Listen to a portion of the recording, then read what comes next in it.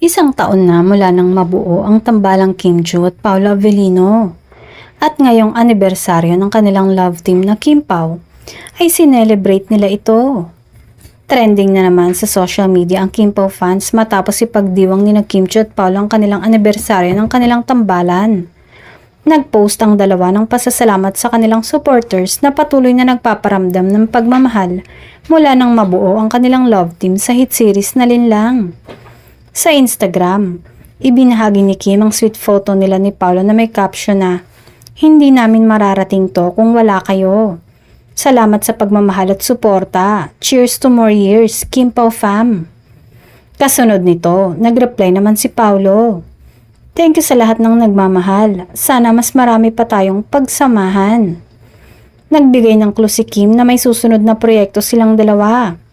Sinabi ni Kim, "Hindi pa dito nagtatapos. May pasabog kami soon."